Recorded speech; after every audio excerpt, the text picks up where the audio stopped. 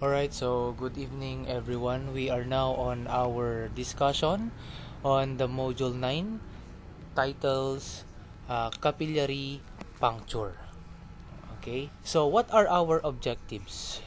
The first objective that we need to understand is to apply the clinical concepts of this procedure in the field of medical technology, and also we need to familiarize the basic steps and equipments used in capillary puncture.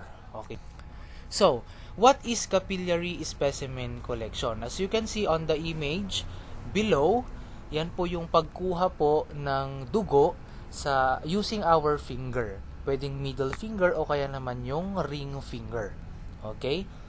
So, it is done with a lancet or sharp device that is useful in pediatrics. So, class, when we say pediatrics, mostly sa mga bata po yan, sa mga toddler, tapos doon sa mga bata na 1 to 5 years old, okay, yung mga hindi pa natin magamitan ng syringe. So basically, the main endpoint of this procedure is for the removal of larger blood quantities. Okay?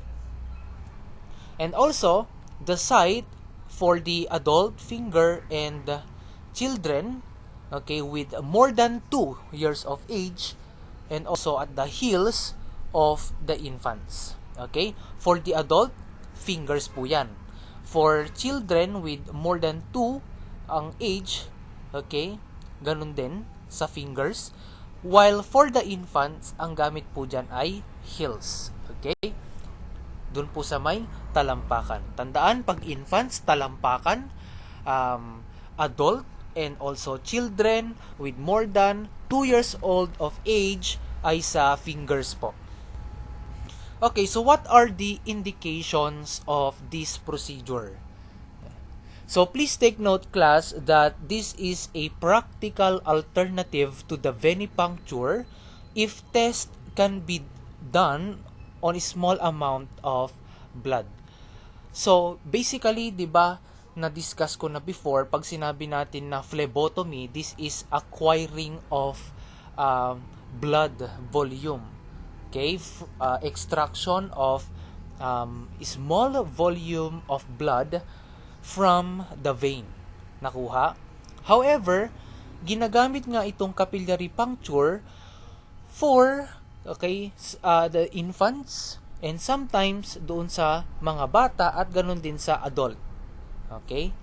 At saka, syempre, pag nakikita natin na hindi po okay ang kanilang mga ugat, syempre, pwede natin gawing alternative ito. Usually kasi, practically speaking, ang nangyayari po sa ating laboratory, minsan, kapag merong magpapa-hemoglobin at saka hematocrit, usually kahit adult yan o kaya bata, talagang rekta na dito sa capillary puncture, lalo kapag hemoglobin tsaka hematocrit lang. Pero ang ginagawa kasi natin minsan, kung may nagpapatest, adult man yan o kaya naman bata, talagang may mga practical experience talaga tayo na gagamitin po natin ang venipuncture. Nakuha po. So, it sounds like talagang this is ideal and theoretical na capillary puncture. But kapag nasa hospital ka na, medtech ka na, practical ng usapan, actually kahit adult yan o kaya bata, okay, pwede kang kumuha ng blood using syringe, open system. Pagkatapos, through yung blood doon, pwede mo nang isabay doon sa capillary. Okay?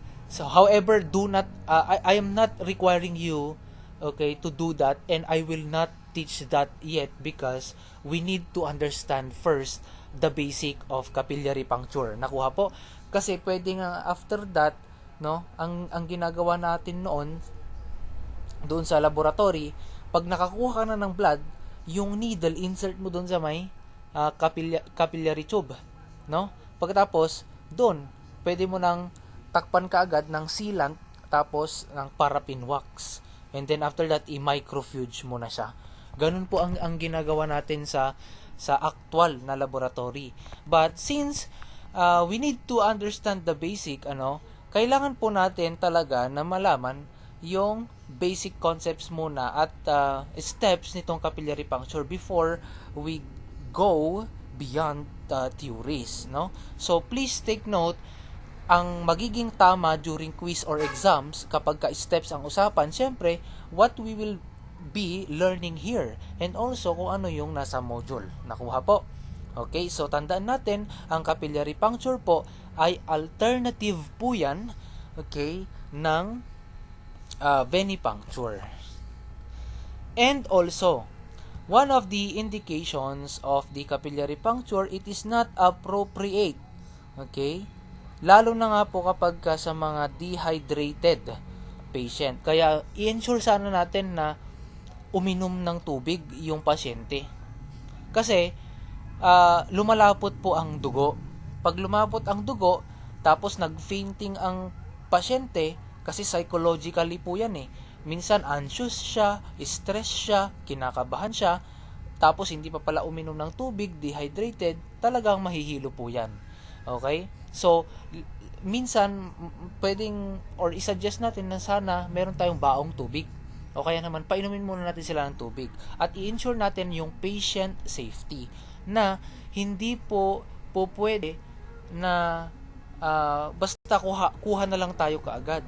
Kailangan nating kamustahin muna yung patient. Again, ang sabi ko nga noon, kahit sa phlebotomy man yan, patient care yung talagang mangingibabaw. Yan yung priority natin. Bago tusukan, habang tinutusukan, pagkatapos tusukan, let us ensure the patient's safety. Okay ka lang po ba, sir, ma'am? Hindi po ba kayo nahihilo? Kamusta po? Ganon. Dapat kinakausap natin sila to give them calmness. Okay? Why? Because we need to understand the science behind. Kapag ka-hydrated, ang pasyente o ang tao, malapot ang dugo po niyan. Pagkatapos, tataas pa yung BP niyan dahil ma-anxiety siya, ma-stress siya, and then after that, syempre, maghihilo po siya. Okay? Lalo na sa mga poor circulation. And also, syempre, according to it is to prevent the shock also. Okay? Yan po yung kailangan nating laging gawin. Okay, so let us now move on to the order of a draw. So specimens, take note class that it must be collected quickly to minimize the effect of platelet clumping. When I say platelet clumping, ito po yung pamumuo ng mga platelet. Alright? And also, microclot formation. Microclot formation is the small formation of the clot within also the sample. At kapag nangyari yan, maapektuhan po yung CBC. Lalo na kapag ang mga pasyente gusto CBC, tapos lipid profile, lahat po yan, no? Yung mga HDL, LDL, TC, yan. Tapos nag-clot yung sample mo. And kapag nag-clot yung sample mo, of course, okay, maapektuhan po yung adequate result. Okay? Improper processing. And an improper processing would lead to failure or incorrect diagnosis or reading of the result. Nakuha? Next, we need also to ensure that the adequate amount of a specimen is collected before the site stop bleeding. Okay? Wag sobra, wag kulang, adequate lang. Ganun po lagi. Kaya nga yung mga usually sa capillary puncture, at least 2/3 of the capillary tube, both heparinized or non-heparinized, ang kailangan po nating lagyan ng dugo. Okay? And please take note, according to Bishop, that in capillary puncture specifically, ang priority kasi dyan talaga ay hematological test or hematological specimen. So, it must first be collected because the hematologic specimens are the most affected by clotting. Okay? So, and then, we need to fill the tubes lastly for the serum. Okay? Yan po yung order of yung sequence natin. Una, EDTA, lavender. And then pangalawa, yung mga other additives. Di ba, EDTA usually, that's the common anticoagulant used in hematology. Yan, so CBC. CBC is to monitor all types of the cells. Okay, tandaan po yan. And pangalawa, yung other additives. Okay, halimbawa yung heparin, okay, and then the fluoride, and lastly, the serum specimens. Why? Kasi okay lang. Kasi red or yellow man yan, wala namang label, wala naman sa anticoagulant. So kahit minute amount may do. Pero yung minute na yon, hindi naman yung sobrang liit. Dapat yung as in kalahati. Kasi tandaan nyo, isi-centrifuge nyo rin yan. Basta mayroon kang makuha at ma-acquire na serum, okay yon. Okay? Next, also for the blood gas analysis. Usually kasi ang blood gas analysis na pe-perform yan sa arterial puncture. Pero kapag mga healthcare practitioner ka, trained ka, may seminar ka ng arterial puncture, pwede ka mag-perform. Usually, the difference between capillary and arterial puncture is that in the arterial puncture, okay, 90 degrees po yung syringe angle niya. Okay? Parang magda-darts ka. Ganon. Ida-darts mo pababa. Kapain mo muna ang pulso. Pag nakapa mo ang pulso, saka mo itusok. Okay po? Ganon po ang arterial puncture. Okay? And, ang capillary puncture, syempre, skin puncture siya. Sa middle finger, sa ring finger po siya ginagawa. At kailangan i-wina-warm natin siya. Nakuha po? Okay, so, what are the techniques? Actually, what I am sharing to you, I got it from the bishop. Okay? Of course, we only have one technique, finger sticks. Ayan. So, naglagay ako ng pagkain, baka kasi gutom kayo. Okay? That is an example of finger stick. But actually, on the second picture, okay, that's the actual procedure of finger sticks. Okay? It is most common type of technique done in infants with less than 1 year of age. Okay, I have observed also, class, yung maganda rin kapag medtech na kayo in the future, mag-train kayo kuha kayo ng certificate ng seminar ng training regarding doon sa sa heel puncture sa mga bata. Maganda po 'yun eh. Oh, 'yun nga lang, kailangan syempre tiisin mo yung iyak ng bata. Talagang iyak yung bata. Ganon. Kaya medyo matatag ka dapat na medtech ka. Kasi syempre, umiiyak yung baby. Imagine yung infant, no? Habang gumaganon siya, talagang kinukuha mo. Kasi, for ano rin yun. Actually, ang kahalagahan din nun, bakit nga, for newborn screening. Part ng newborn screening yon. Tapos, pwede nating i-deliver yung blood sample din doon sa testing of MUDs. Okay? No. Yung mga MSUD, yung mga enzyme deficient infants. Usually pinag-aaralan po natin yun sa clinical microscopy. 'Di ba? Yung mga tests for newborn screening, ayan. So may kinalaman. Okay, itong capillary puncture. And also, through finger sticks, we obtain blood specimen through that finger puncture. Okay, so actually the steps, we are going to perform this one. It looks like lengthy, but in the actual procedure of the capillary puncture class, no, short lang ito. Kasi i-demonstrate ko siya next week sa laboratory po natin. Okay? So, ito po yung steps.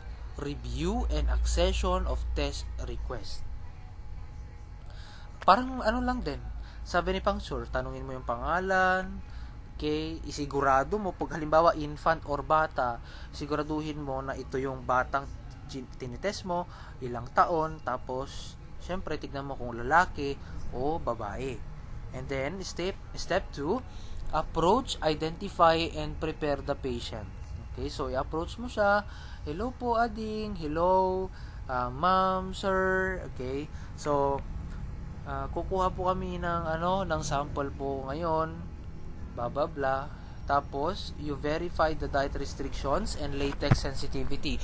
So, habang nag-prepare kayo ng tools, usually kasi ang magandang practice dyan, yung mga tools dapat nasa tabi mo na para mag-alcohol ka na lang, and then after that, kakapakapa ka ng ugat. So, habang inaano mo yung kanyang finger, winawarm mo yung kanyang finger, yan, medyo, anuhin mo siya, pakalmahin mo siya. Sir, kamusta po? Meron po ba kayong allergy sa ganito? Okay. Di bali, sir, ano lang po ito, mabilis lang po ito. Tapos, habang winawarm mo, sabihin mo sa kanya, sir, pang ilang, nyo na po dito? Yan. First time po ba? Yan. Tapos, maya-maya, hindi niya namamalayan, natusukan mo na siya habang kinakausap mo. Ganun. Actually, lagi kang magpapaalam dapat kapag tutusukan mo siya. Sir, tusok ko na po. Tapos, yan. So, usually, hindi na suggested yung yung sinasabi nila na parang kagat ng langgam, because there are different types of pain tolerance. O, di ba? Kung manhid ka, talagang, ayun, iba ang pain tolerance mo. Pero kapag ikaw ay nervyoso, di ba, nervyosa, talagang kailangan mo talagang kumalma. Okay? Kasi may mga pasyente na may mga pasyente akala mo okay, pero kapag nakuhanan mo na ng sample, medyo na siya, namumutla na. Okay? Tapos sasabihin niya, nahilo na siya. Ganun. And of course, we need to sanitize our hands. Basta after mong tanungin, okay, pwede mo namang pagsabihin habang tinatanong mo, nagsasanitize ka na ng hand. Tapos, nilalagay mo na yung gloves. Tama? Next, you need also to position the patient. Okay? I will demonstrate it in the laboratory. Tapos, 6 and 7, syempre, you need to select the puncture or incision site. Diba? Almost the same sa venipuncture. The only difference is that you are using lancet and also capillary tube. Okay, so kapag ka-finger yan, depende, middle finger o kaya ring finger, okay lang, doon po yung mas preferred natin. Paano siya i-warm? Okay, i-massage mo, o kaya kuha ka ng bimpo na medyo na isausaw sa maligamgam, tapos yon, imo-moisten mo siya ng konti para dumaloy ang dugo. Ganun po yon. And step 9, okay, we need also to clean and air dry the site. Okay? Tandaan po natin that kapag napunasan na natin ng alcohol, okay, yung finger, yan. Pwede mo nang i-prepare yung equipment, step 10, and then after that, step 11, you puncture the site. Please take note, in puncturing the site, it must be perpendicular to the bones, which I will discuss later, because there will be damage if it is directly to the bone. Right? Did you get it? Are you with me? Okay? So, iwawarm mo, natusok mo na, usually sa medyo matabang part ng finger, okay, basta perpendicular to the bone, yung malayo sa buto pero malapit sa buto. And then, itusok mo, okay? Make sure that hindi siya malalim, na parang, basta dapat hindi siya abot ng 2 millimeters. Okay? Tapos, pag merong lumabas na dugo, punasan mo muna. Pag napunasan mo na, okay, yung next na drop of blood, yun yung kukunin mo. Yun yung i-absorb mo using a capillary tube.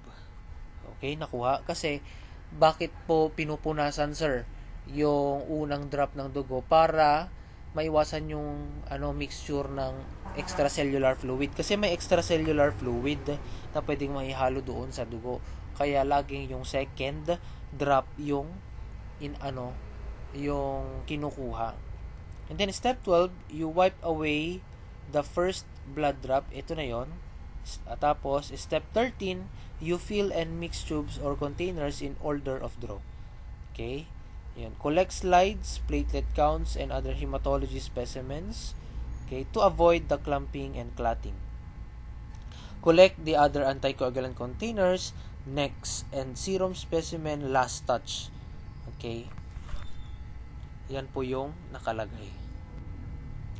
Next, pagka nakakuha na, nakakolect na, step 14, punasan mo na ng gauze. I-apply mo yung pressure, tapos you need to keep the site elevated. So for venipuncture, dapat may nag-pressure ka tapos naka-crossed yung elbow mo. While for the capillary puncture, you just diinan mo lang yung cotton na nasa finger mo, and then after that you label the specimen and observe special handling instructions. And then step 16, you check the site and apply bandage. Usually ang ginagawa namin, okay, based on experience, may mga microfuge tayo. Okay, may mga microfuge tayo. Doon natin nilalagay yung mga capillary tube. Pero kapag sira or wala kang microfuge, pwede namang ilagay mo siya doon sa maliit na test tube na mayroong clay sa ilalim, tapos itusok mo doon yung mga capillary and then ilagay mo siya sa centrifuge. Ganun po siya. Pagdating nyo ng actuality, maganda ang buhay po ng medtech sa actual life. Oo, talagang diskartehan talaga. Okay po. Next, step 17, you need to dispose already the used and contaminated materials. And then step 18, pasalamatan mo yung pasyente. Okay sir, tapos na po. Marami pong salamat. Pakihintay na lang po yung result. Ganon ang mag-approach. Okay? Kaya nga dapat kapag medtech ka at gusto mo talagang mag-work, dapat extended ang patient mo sa pasyente. Dapat smiley ka din para hindi matakot yung pasyente sa'yo. Tagamin, pagka nakaburingat-ngat diro payo, syempre, pag naburingat-ngat yan, matatakot yung pasyente, lalo kapag bata. Okay? So, practice smiling. Hello sir, hello ma'am, hello adi. Ganon. Kukuha tayo ng dugo mo para gagaling ka na. Ganon. Okay? Tapos, step 19, transport the specimen to lab.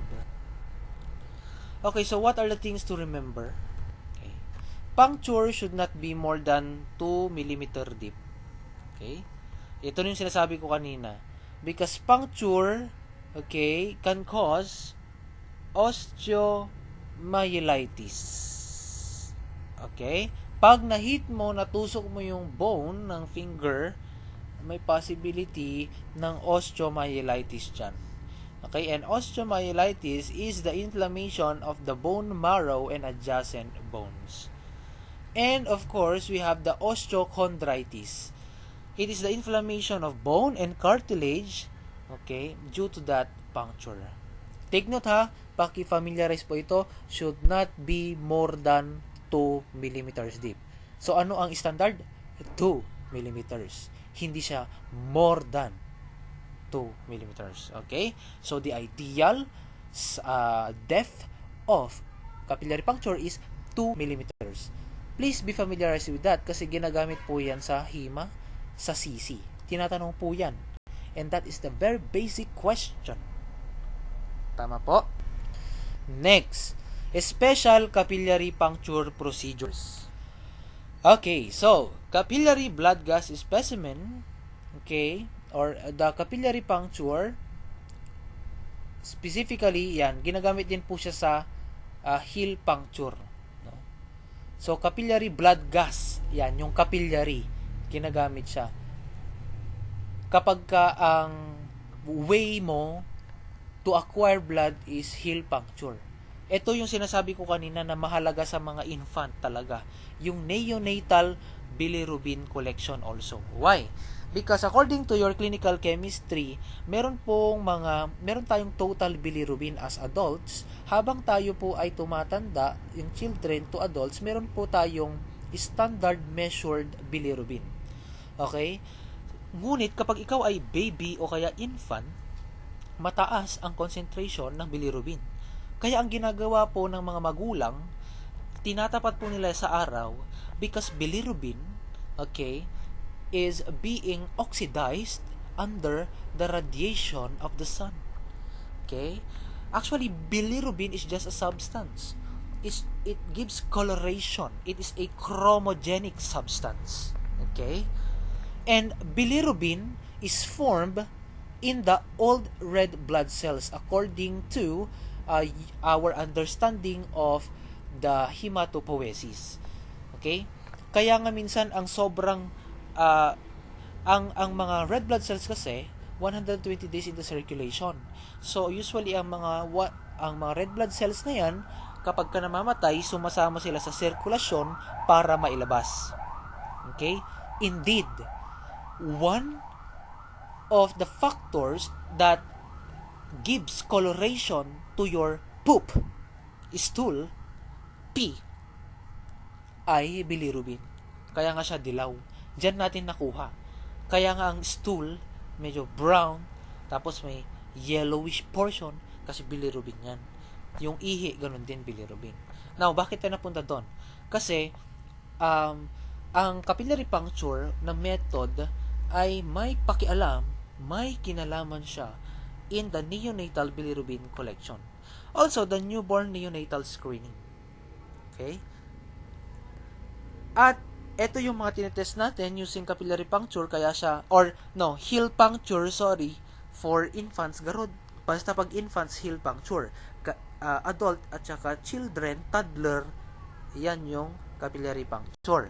Now, in the cases of heel puncture, kasi nga infant, okay, tinetest natin itong mga ito.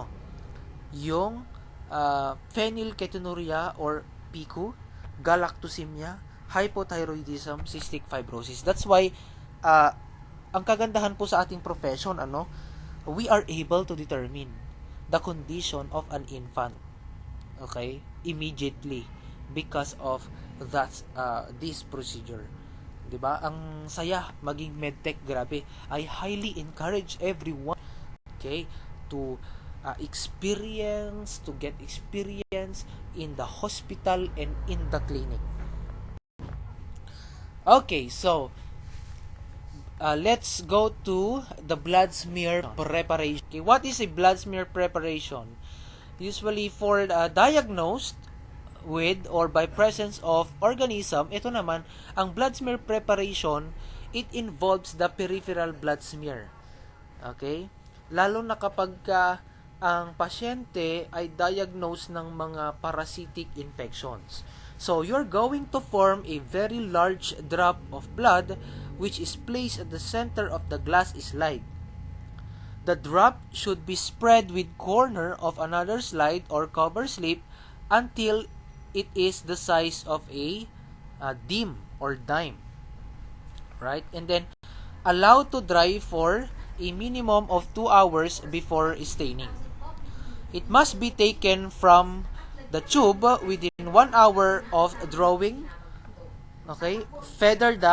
And then, it must be taken from the tube after 1 hour of drawing the blood. And then, it must be feathery. Okay? Yan po ang dapat na tandaan natin. So, ito po yung appearance na blood smear natin. Actually, there are two types of smear. Please take note. We have the thick blood smear and also the thin blood smear.